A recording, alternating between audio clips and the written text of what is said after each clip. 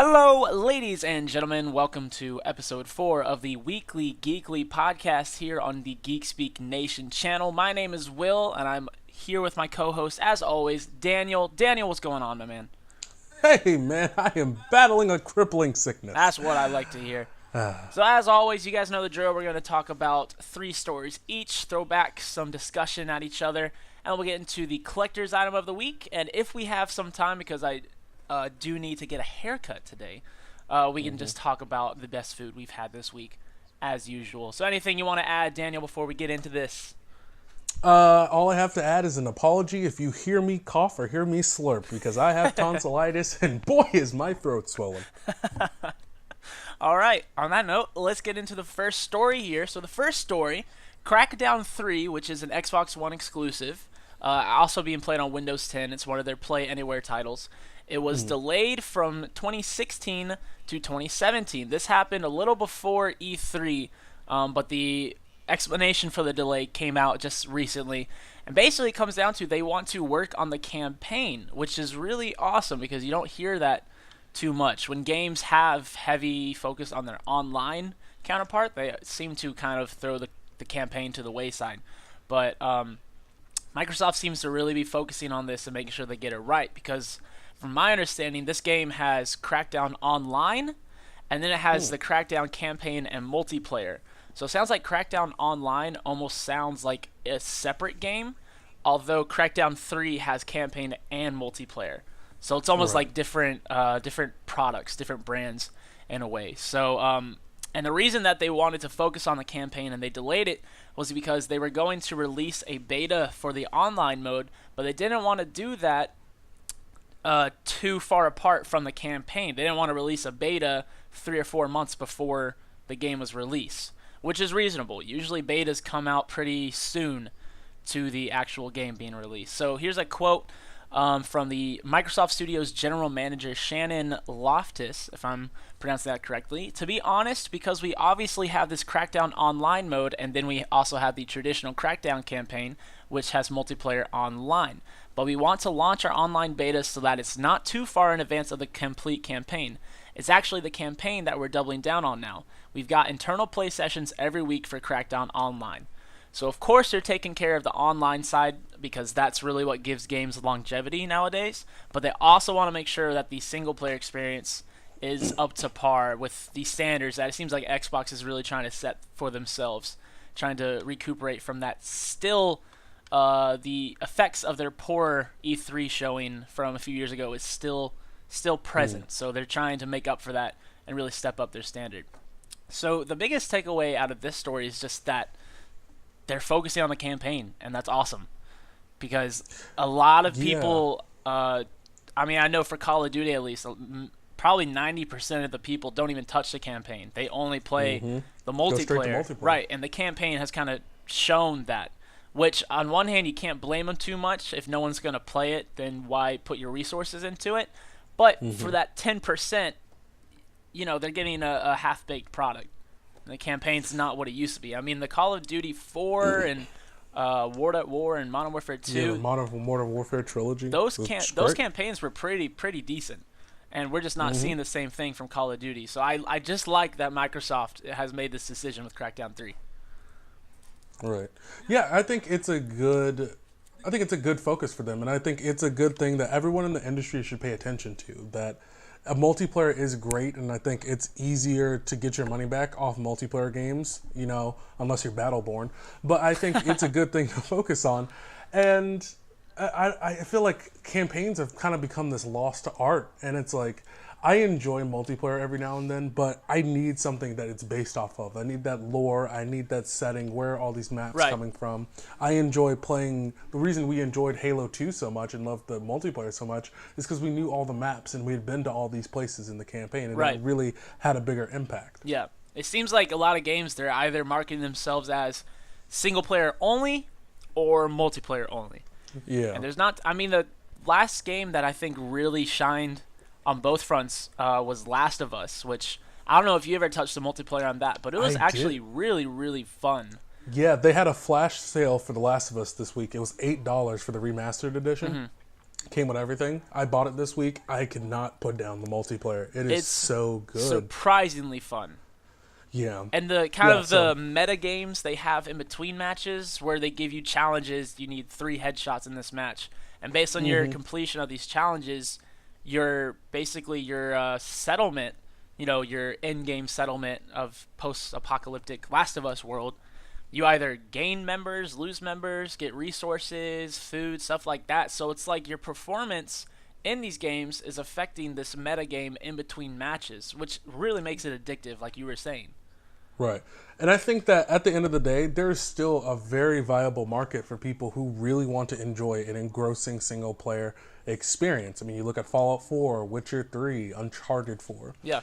I think people are really hankering for those things that really give you and deliver both, both aspects, or just really one strong singular experience. Definitely. So, Microsoft, good job, guys. I applaud you over here. You guys, I mean, their E3 showing was really good this year, so they're definitely stepping their game up.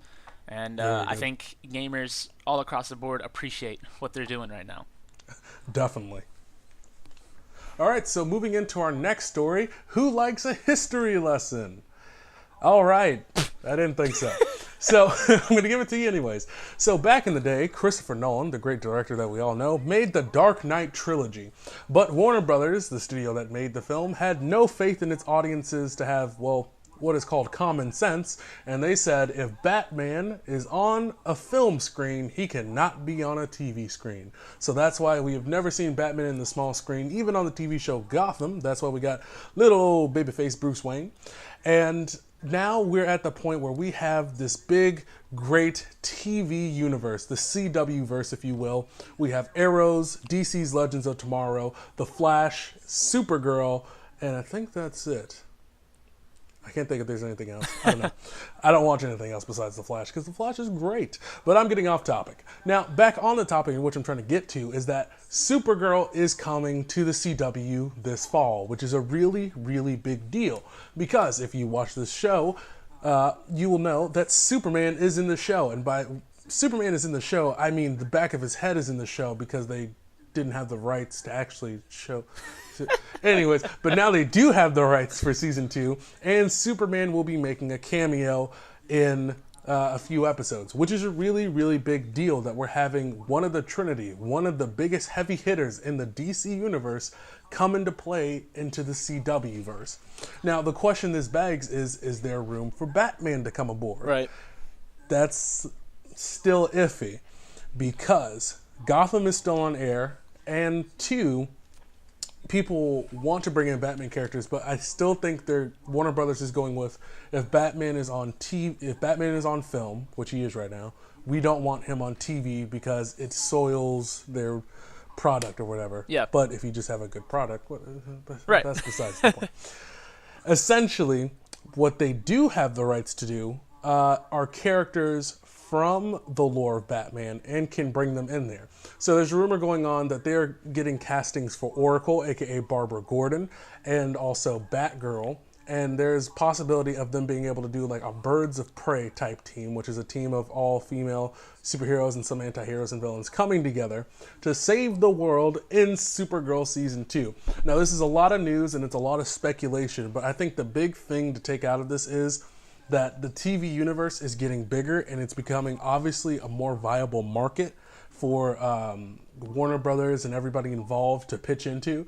And the more bigger characters like Superman we can get in there, it really opens the door to some really awesome characters coming into the mix. Does the CW have any programming other than superhero programming? Oh yeah, they got like Supernatural, Vampire Diaries, things like that. Oh, but so basically all their programming is supernatural in a way. Yeah, because they were known for being like, oh, we're that sappy teenage drama channel. Right. But then they got Arrow, and then they got The Flash. They're like, well, people seem to really like our shows. Yeah. So let's keep on doing what they're doing. Because it seems like they're kind of slowly but surely just turning like CW into like Comic Watch or Comic World or something. Like they're just adapting all these superheroes for TV. Because honestly, they own almost every main day of the week. Like they have a show that's going to come on. They'll have like Flash will be on Monday or something like that. Arrow on Tuesday. Supergirl on Wednesday. Yeah. Legends of Tomorrow. Like it's going to be back to back, and it's like they are going to own the weeknights when it comes to superhero programming. Yeah. That's awesome. Wow. So yeah, I think it's a lot of good news and a lot of possibilities. I think we should just keep our hopes up for them bringing in other Bat characters and expanding the universe. Because I mean, they've thrown so many hints at characters like Green Lantern and things like that. And it's like if they just need the support from us as viewers, we can really encourage the Right. Warner Brothers to really make those Yeah. decisions. And here's something, just a little side note. I learned this. I took a summer course basically talking about the history of TV and internet and radio and everything. And I knew a little bit about how TV ratings work, but I learned a lot more. Basically, for you guys, for the viewers, if you want to show that you're watching this, watch it online. Because unless you have the Nielsen hardware installed in your television, then what you're watching doesn't count towards ratings. So watch it on TV and then go online to their website and watch it there. Because the only way, the ratings that they release are estimates based off of ratios. So if 100 people have this hardware installed and there's 1,000 people in a country, then they kind of look at, of these 100, how many were watching, and then you look at percentages, blah, blah, blah. That's how they get their ratings. So your view doesn't count unless you have that hardware. And you would know if you had the hardware because Nielsen contacts you and says, do you want to participate in this? And they come in and install it. So watch it online, and that's how you will show your support. The more you know. The more you know. So yeah, guys, support the content and support the producer, Greg Berlanti. He's making some excellent television over there. Yeah, it sounds like he's just grinding. Like, Yeah, this guy is just like, it's like a nerd fantasy. yeah. All right, well, my next two stories are kind of related in the sense that they're both business discussions in a way. So the first one right here is Life is Strange, which is the Ubisoft published, and I think Don't Nod is the developer. Don't Nod developed franchise that was the 5-episode series that was critically acclaimed. People loved it. It won a bunch of Game of the Year awards. And the first episode is starting tomorrow. It is free indefinitely. There has been no date put on when this promotion will end, which to me is a good thing. So this means for PS4, PS3, Xbox One, Xbox 360, Mac, and PC, this first episode is free. And the reason this is good news to me is because I would not have fallen in love with Telltale's The Walking Dead had the first episode not been free. Right. When I got my Xbox for Christmas, however many years ago, that day, the first episode of that series was available for free, and it was just that day. And the week before, I had seen that game win Game of the Year awards at the Video Game Awards on Spike or whatever it was called back then.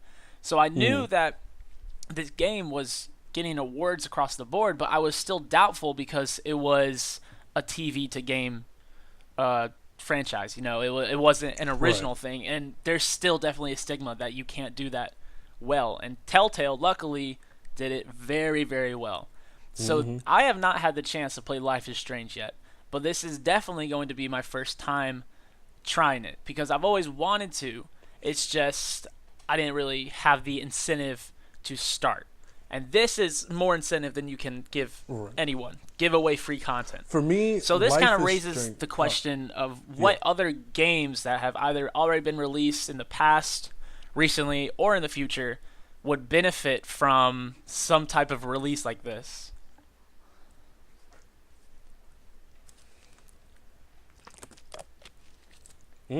That's very interesting. I think definitely Telltale is really the way to go with it, but I think mostly any episodic game should, like, if they've been out for a while, should definitely consider this.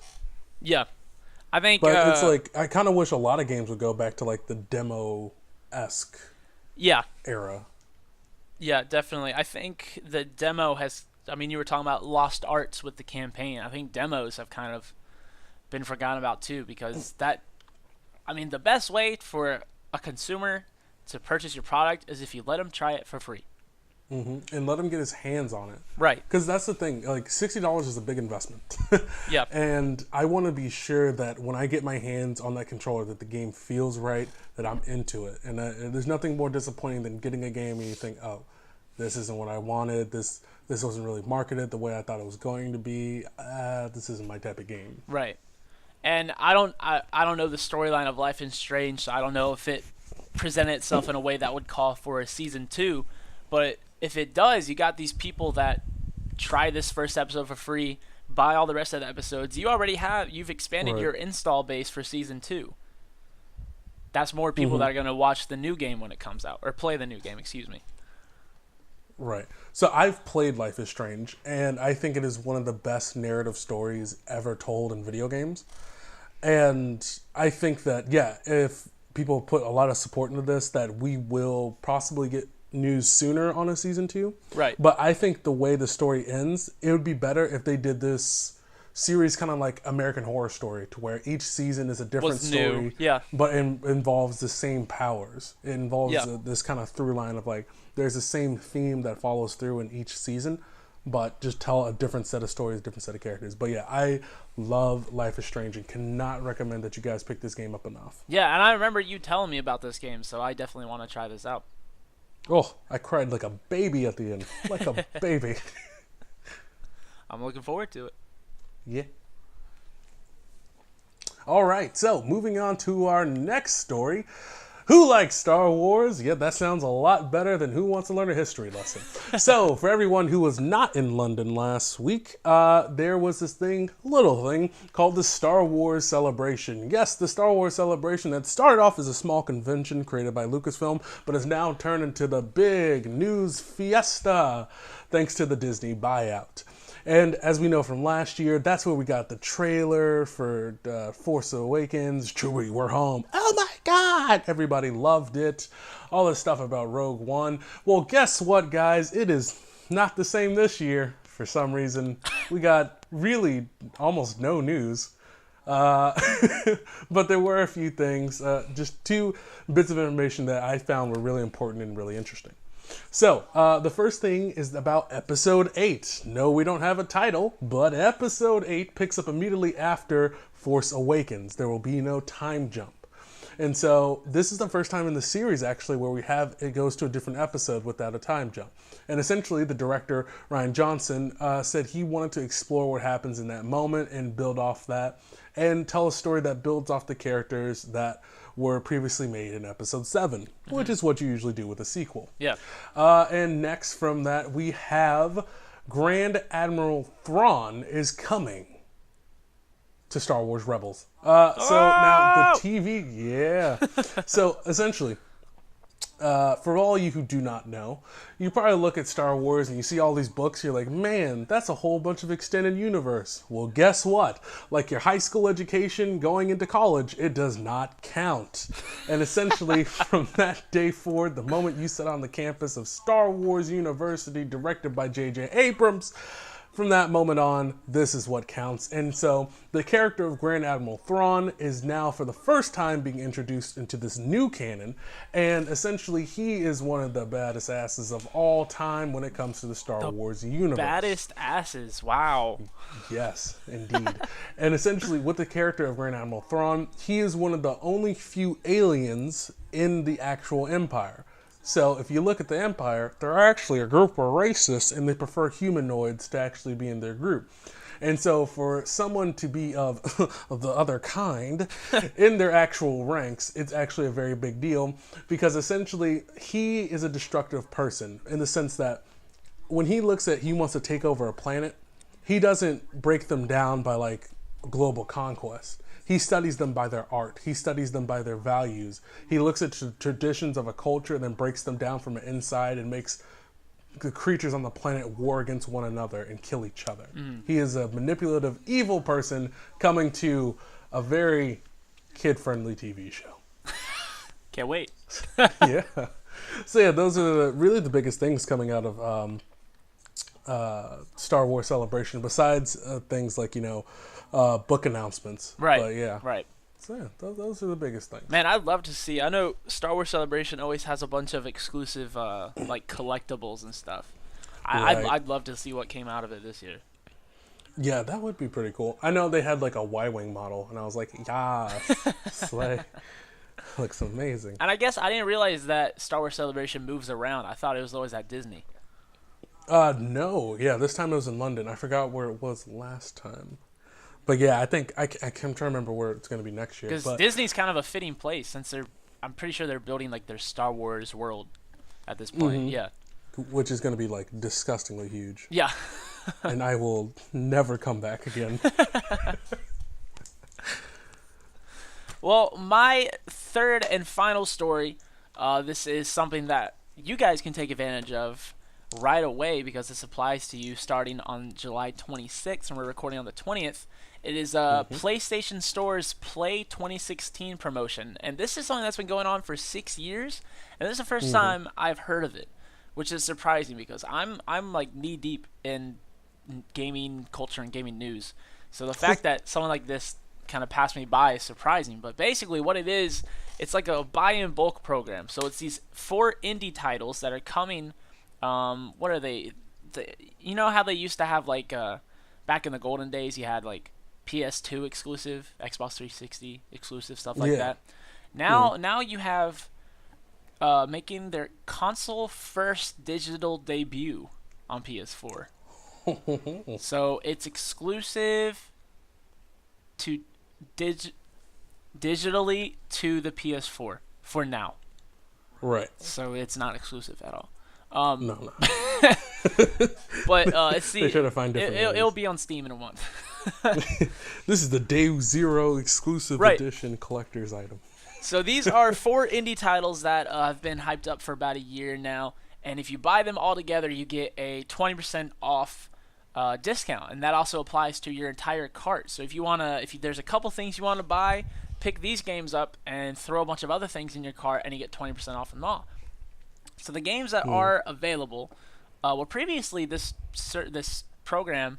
This is a quote from the PlayStation blog. Over the past 6 years, PlayStation Store's Play campaign has brought you some incredible games, including Journey on PS4, Counter-Strike Go, and Rogue Legacy. So they've brought some big titles through this promotion to the PS4, which is awesome to hear. So the games that are coming this year to the PS4 are Headlander, Abzu, if I'm pronouncing that correctly, ABZU with the little carrot on top, Brutal, and Bound. And these are all indie games. I've kind of been keeping an eye on Abzu because it's a very presentation-driven game, and it's underwater, which I always love. I mean, Endless Ocean Blue World on the Nintendo Wii. I love that game. I've just always loved the ocean and marine biology and stuff like that. So any games that involve that, I'm always interested in. And reviewers have been speaking highly of Bound. Those that got to play it at E3 said it was really, really fun. And I don't know much about Headlander or Brutal either, but this is just a cool system that they're doing where if you buy 2 or more, you get the discount. But if you buy all 4, I guess it's just, that's awesome. It doesn't look like there's an additional discount.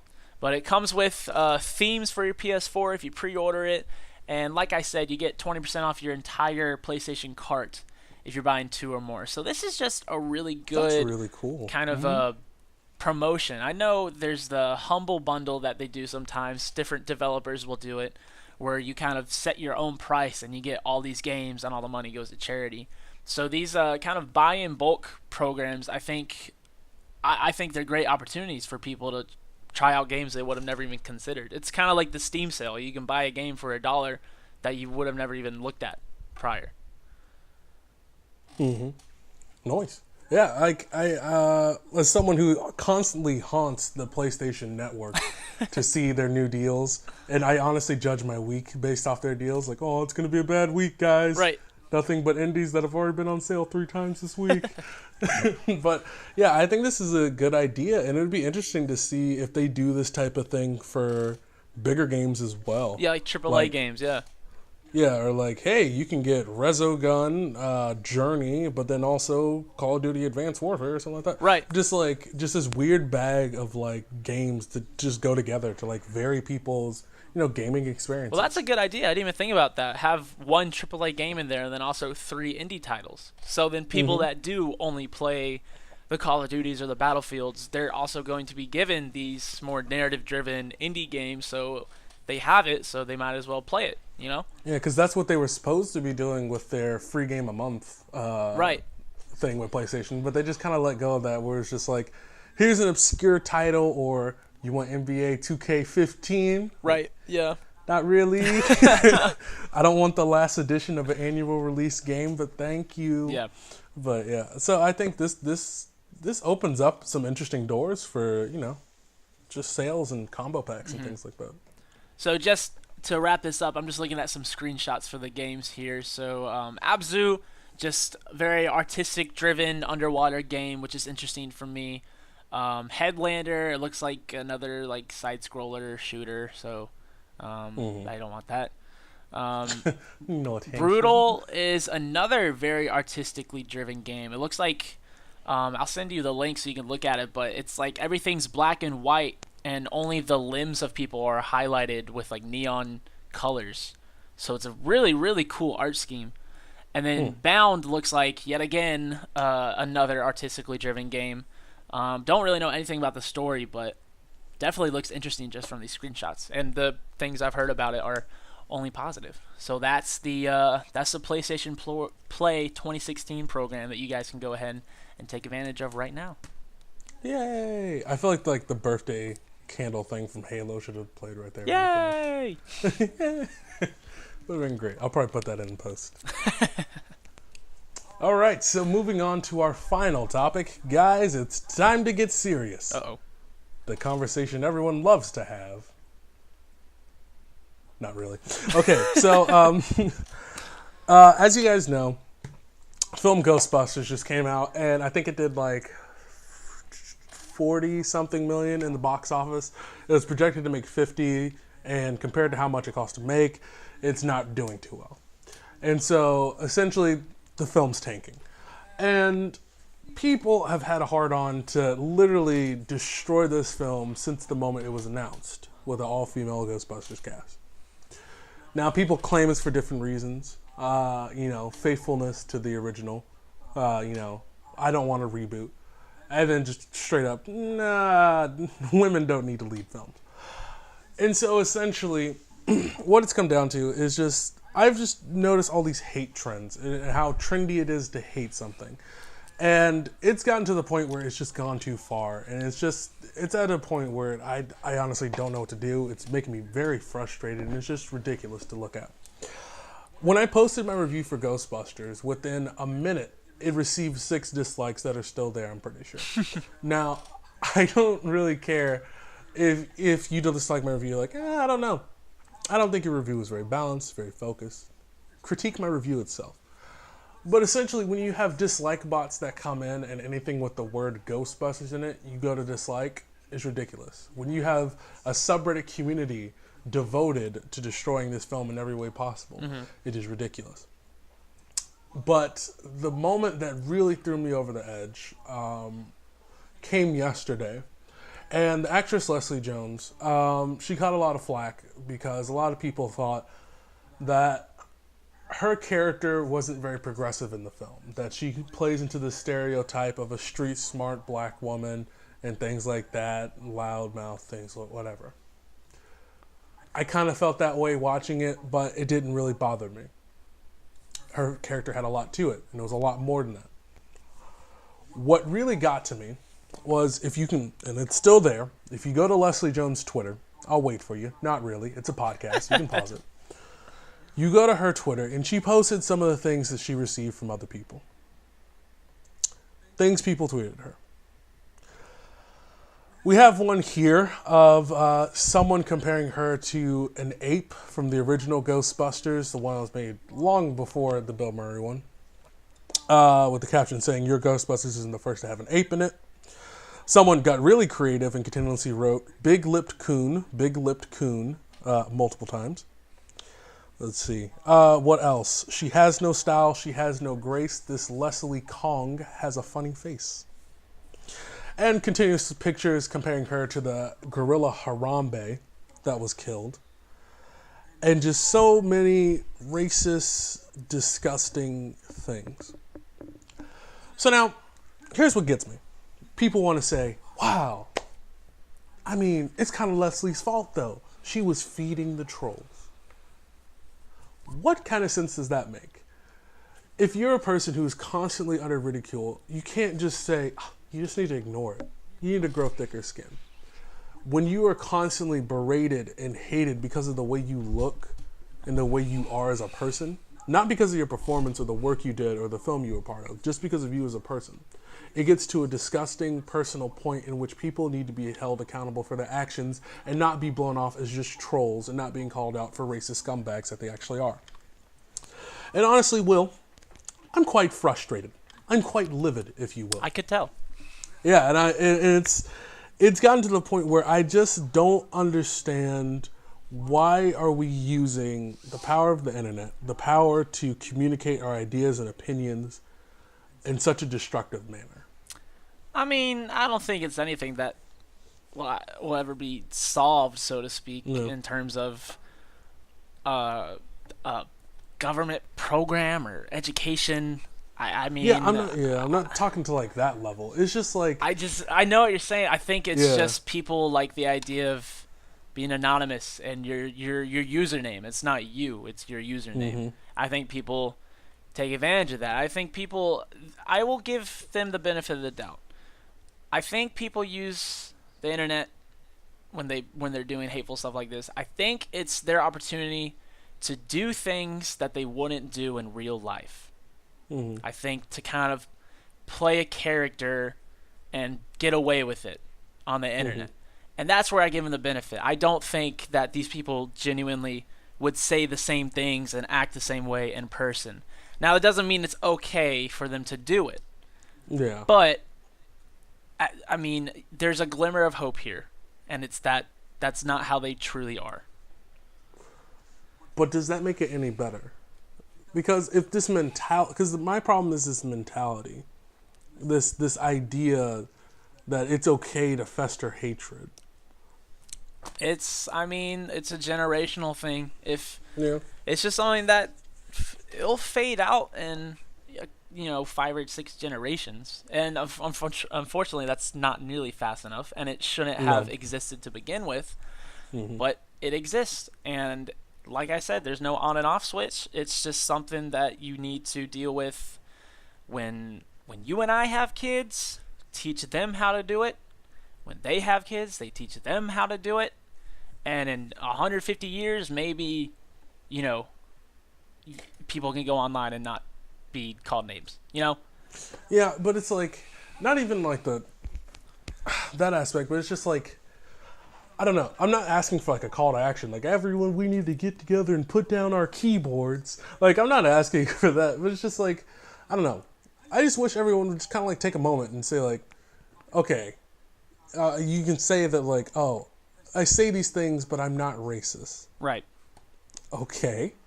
But if you're okay with spouting that idea, even if it's anonymous, like, how do we know that you wouldn't pass that on to someone else and things like that? Right. It's just, it's not something where I'm trying like, we need to find a cure right now for racism and all these things. It's just like, it's bothering me. Well, I think it's just like, we just take a moment. What you're talking about, I think it's very valid. I mean, I'm not going to sit here and blame the media, but yeah, the media reports things that get people's attention and get them talking.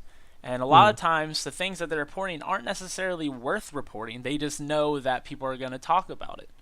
Right. And when people watching these stations talking about this and the reaction that they're getting, they're going to think, well, this is just how it goes, If the most powerful corporations in the country are reporting this stuff, I should be able to talk about it however I want to.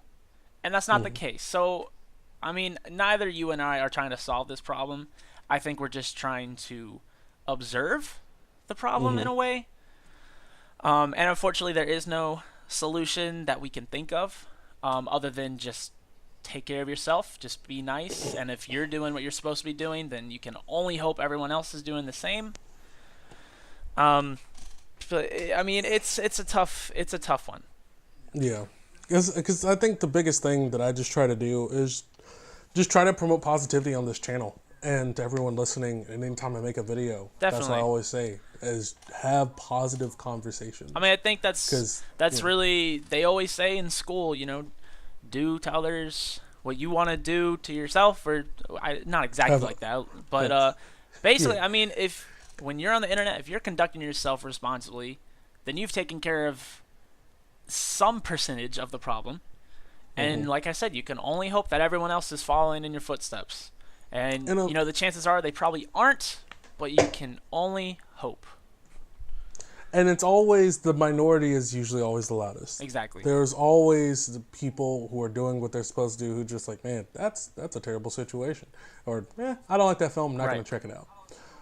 But it's always the vocal minority is always the most negative ones most of the time. Right. And I think this applies to basically everything in life, but the majority has no reason to speak because whatever reason they're the majority, they're satisfied.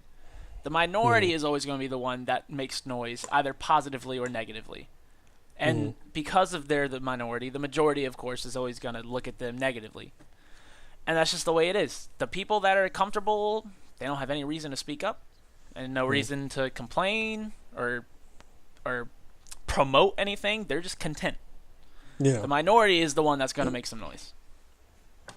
I just think it's important that we have these conversations. Yeah. And then it's just like, guys, take a moment.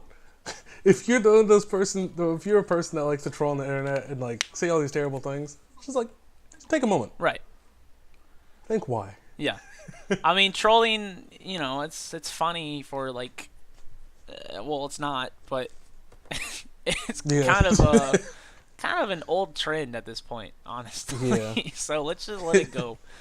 Let it go. Everyone just needs to watch Frozen. Really? That's a nice little progressive movie to make everybody. Daniel, yes. That's the solution. That's the solution? Yeah. It's Frozen. That's the on and off switch, dude. That's how good Disney has got us. It's Frozen. Disney's like, yeah, their product is the solution to all of my problems. Yeah.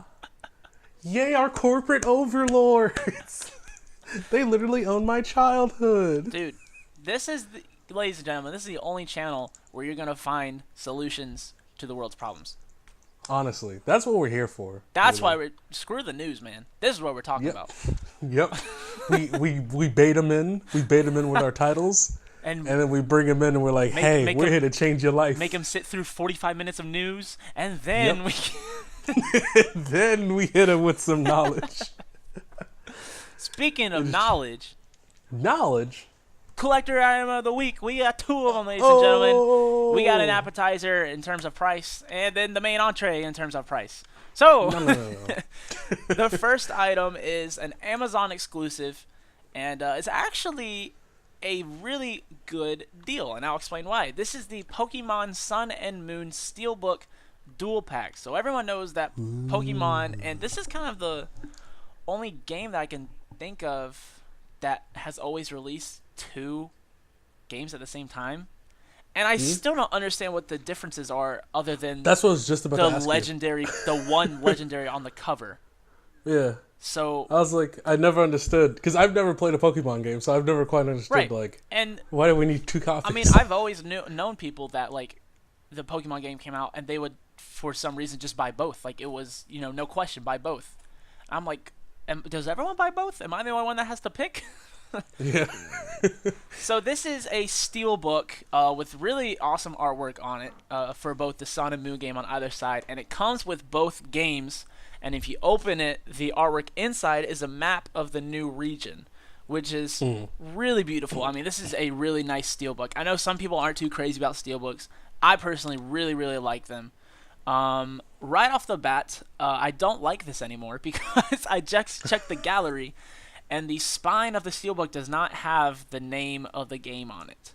I don't know why they don't do that. Why is that not normal to put the name on the steelbook?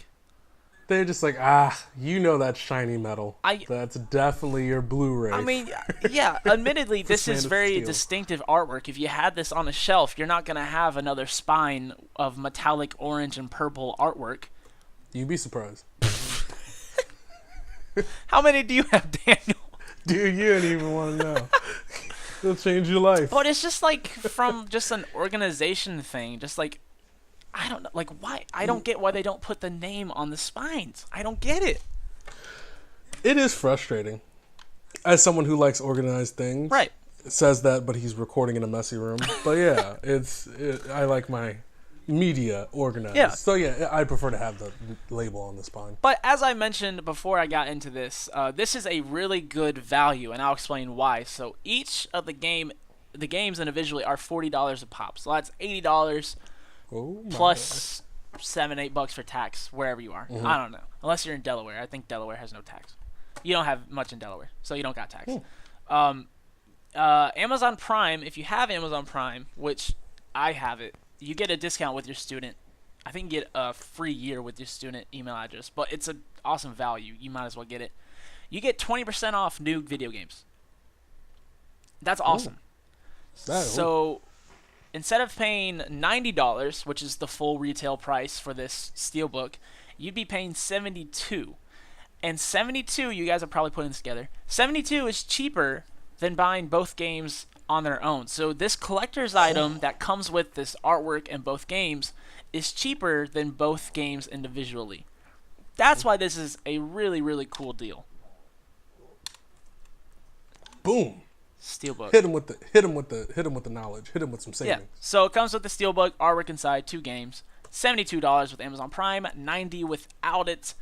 And time for the entree. And this is the entree. Wait, that's Chance the Rapper. He goes, "This the entree.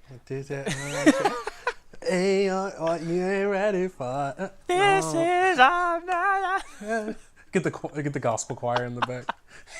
So this is the entree, and I say the entree because it's already sold out, and it's not even showing the price. So I'm sure I can find the price somewhere, but I'm just gonna go ahead and say it's a little more than $72. But this is the Chewbacca McQuarrie. Is it McQuarrie? Yeah, Ralph McQuarrie. He was one of the original concept artists for Star Wars. And I don't want to mistake this for Governor McCrory. This is McQuarrie. I'll say McHugh. All right. Chewbacca McHugh concept minibus. This is exclusive to the San Diego Comic-Con this year. Basically what this is one of the first concepts they ever came up with for Chewbacca, and it is scary. It's disgusting, Will. Just say what it is, I'm glad man. this is not the Chewbacca we've come to know and love, because children would not want It's like Swamp Thing had sex with like a can of radiation. Yeah, I mean, that's what I said before we started recording. This looks like a movie out of one of those 50s black and white films. Like the Honestly, thing. it looks the like the thing Wolfman from the lagoon or something like that. It's like the Wolfman had like Michael Jackson's nose. Yeah. But I mean, he was on cocaine. It's like the same. It's so disturbing. It's like the same vest, kind of, and the same gun and stuff. It's just this dude's head. I mean, maybe it's just the head that's throwing me. I don't know if it's the head that's throwing me off, or it's the fact that he's wearing body armor. Like he's just a regular person underneath. Is it the regular sized body? Yeah, and he's got these. With the monster He's got head? these like dark yellow eyes. Is it? What is it? Is it malaria where you get yellow eyes? I don't know. It looks like something out of Resident Evil. Yeah. Like the eyes are something out of Resident Either Evil. way, 5. this dude has something terminal. He's not gonna last long. No. But if you guys are interested, you can check in it having out. This over your child's bedside. Let me just hold on. See who's scalping it online. Yeah, let me go to eBay right now. I don't. Has Comic-Con even happened yet? No, Comic-Con starts tomorrow or today. I don't know. Either way, I'm going to be disgustingly filled with videos. Let me just see how much these are already going for, because it's sold out on the Gentle Giant Limited website, which I believe is the company producing these things. All right, so let's go to sold listings. Mm-hmm. Let's see what we got here. We got one. listed for 200. Best offer was accepted. We have one sold for 260, one for 221, one for 220, one for 250, 250, 220, 220. You guys get the idea. This is ridiculous. What about that says 220? You, I understand that any concept art from Ralph McQuarrie's original work is like worth disgusting amounts of money, and like Ralph McQuarrie has made so much concept art that they announced this at Celebration. They're putting out a collector's book of his work, and it's 800 pages. Jesus. Of concept art for Star Wars. Well, like, this man is disgusting. Let me tell you why this is going for so much. Are you ready? Here's a little trigger warning for people who get aroused or like excited. Here you go. 3 words for you, or 4, I guess. Star Wars. San Diego Comic-Con. Exclusive. Oh, there you go. Oh God, I accidentally zoomed in again on his face. I expect when you upload this, I need to see just the entire image, the entire screen filled with this dude's face. It is just so. It's haunting. It's haunting. Honestly, this is terrifying. I feel like if he was in the movie, really, like this would be the only face he made. Like. Just the open mouth. There's no, smiling, laughing, angry. It's just this. He looks surprised, yet disturbed. Like, he found out his reservation was taken, yet he has to use the bathroom. I mean, that's... Like, there's so much emotion in That's the cool thing face. with concept art. Because, like, how would you go from this to, like, borderline teddy bear human? I mean, it's incredible. Dog thing. Yeah. So that is your entree. Your appetizer for Collector's Item of the Week was the Pokemon Sun and Moon Amazon exclusive Steelbook Dual Pack. Whoa. And your entree with gold-trimmed cilantro on the side is the Chewbacca McHugh Concept Minibus exclusive to SDCC this year. I'm going to see that in my dreams. It says, I think I read on Game Informer, where I first found the link, it's a 1/6 replica. So this is, if you put 6 of them on top of each other, it's the height. You can just buy 6 of these things, dude, and then put them in your room. No.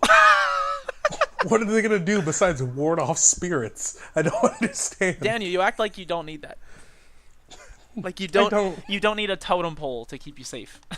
Like, honestly, that thing is going to be my totem to take me into a different world. Like, that thing is just... It's possessed. I mean, yeah, it's rough. It's rough. All right. So that's all I got. If you want to hit up real quick the best thing we've had this week, we can go ahead and do that. And then I got to go get that snip. So, Daniel Hargrove, what is the best thing? Best food you've had this week? Best thing I had this week, well, since I started eating solids... because it's just been rough. I had some good ice cream, but essentially last night we had some greasy Sarku Japanese food from the mall. Yes, sir. Yes, sir. And boy, was that greasy and delicious. Love it. I'm trying to think. Oh God, I realize what my best food is. Okay, so again, I gotta give a shout out to my girlfriend. And yesterday, or last episode, when we... Yeah, she hit you with the grilled cheese? Right, when I ate the grilled cheese, and I was like, I'm going to go over and get more grilled cheese. I did. True? I did. Oh, you did, dog. I got more grilled cheese. I see you, But that's not the best thing I've had this week. The best thing I've had this week, her mom makes chicken parmesan. And she is like, I mean, they're pretty sizable, like, chicken breasts that she makes. She cooked me four chicken breasts. Oof, and I ate... a lot of boobies. Boy, there wasn't a spot on my plate. I'm telling you. It was so good. I'm like, look, I've told my mom before that I want to get a tattoo that says "Do it for the parm," because I do it for the parm. That's bold. I love chicken parmesan so much. That's like a safe bet for me. If I'm somewhere and they have chicken parmesan and I don't know what to get, I'm getting the chicken parm. Granted, it's not always the cheapest option, but it is usually worth the investment. Chicken parmesan is delicious. It's so good. And then I guess that was the entree in reverse order. The appetizer, I guess. Best thing I've had this week. Yesterday, I got some Carvel ice cream. I got the birthday cake, a scoop of birthday cake, and then a scoop of Carvel Crunch, which is when you get the ice cream cake. It's like the crunchy chocolate layer in the middle. So I got the cake mix and the crunch and then some sprinkles. And I basically had cake in a cup. That was good as hell. And that got me to a free ice cream. Because if you get 9 ice creams, you get the 10th free. So you know I'm going back tonight. Oh, I had Brewster's for the first time this week. Brewster's is like so expensive for ice cream, dude. It's disgustingly expensive, but I was like, that was nice. It's never going to happen again probably for the next 3 years, but yeah, it was nice. It's nowhere near worthwhile. I mean, it's like Kanye's white t-shirt. You can get it at Old Navy, and it's just fine. Or you can get Kanye's.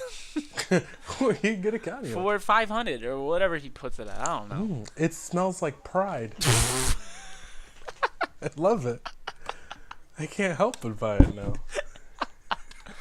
So there is everyone's most anticipated segment, the best food we've had this week. It's my most anticipated segment because it reminds me of what food I need to eat yet again this week. Same way I had that grilled cheese 3 times in one day because she did make me 3 sandwiches. Good Lord. So, ladies and gentlemen, that is the 4th episode of the Weekly Geekly podcast. Has come to a close. Daniel, what have you got to add before we roll this up? Guys, I just want to thank you guys so much for listening and participating in some discussions positively and just, being able to talk about different subjects. I like that we have a podcast where we can talk about these news stories and have jokes, but be able to settle down and just focus on different things and really analyze what's going on in the world. Definitely. It's really nice. And as always, we are steadily creeping towards that 1,000 subscriber mark. So thank you guys yet again for that. That is so awesome. Uh-oh. I don't want 1,000 subscribers anymore. Yeah, never mind. So thank you guys for that. Hopefully you guys have been liking the way we're releasing these segments and then the full episode unlisted and then making it public later. Hopefully you guys are appreciating all that. That's really all I gotta say. You got our news, you got our collector's item of the week, you got our food recommendations. Yes, sir. Daniel, I hope you get better. I hope you get your tonsils back. I don't know what. I just want them back to a regular size. I just want them it's back. It's like marbles in my throat. I just want them disgusting. back. Give them back. Where's my tonsils? And for me, I went to the dentist today, so I hope my teeth don't hurt for too much longer, but you know they pearly white. Bing! True. I need a little glisten on the screen right shiny now. Teeth, okay. Shiny teeth. Bing. Or you just put Chip Skylark. Whatever's easier. Yeah, that's probably gonna happen. I'll just put a picture of Lopez. All right, ladies and gentlemen, thank you so much for listening and/or watching. This has been the Weekly Geekly podcast. I am Will. This is my co-host Daniel. This is the GeekSpeakNation. Thank you so much. Have a good one.